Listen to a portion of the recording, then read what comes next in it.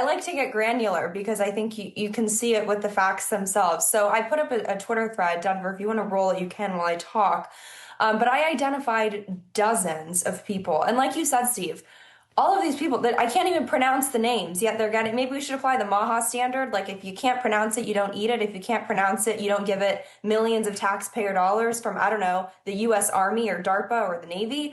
But these are people who for years, of course, because they were attached to a United States university or college, got funding from the Army, from the Navy, from DARPA, from some form of a Pentagon, procured or utilized research grant, and literally sometimes within the same year, if not the year prior, so concurrently, go back to China and are working on the same exact thing. So one individual, for example, and by the way, there are dozens of these that I've put up.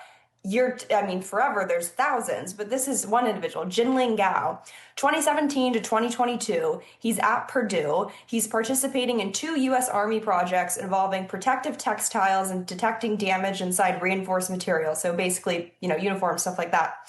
In April 22, so after he graduates, literally goes back that year, joins the Nanjing University of Aeronautics and Astronautics, where there he's working on the exact same stuff at the Chinese Naval Equipment Institute, a quote, protective structure project, where he lists now from 2022, since then to 2024, he's literally been working on a Chinese Central Military Commission project involving, quote, high performance woven materials, the exact same thing we were funding him to do research on.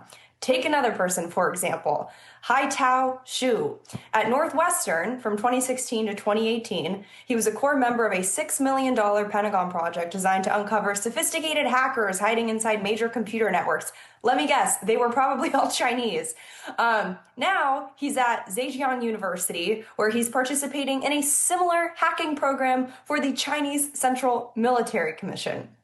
Hang Lee, 2010 to 2017. He's at George Washington University, where he's working on a U.S. Army and Pentagon program for rapidly identifying chemical and biological threats. That sounds like a really good idea in light of COVID.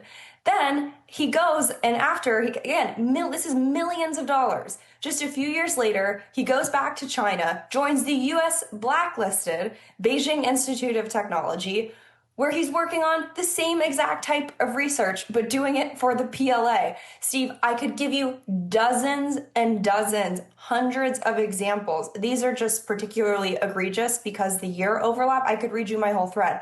I won't waste your time. You should go read it on Twitter. But this is just part of the problem.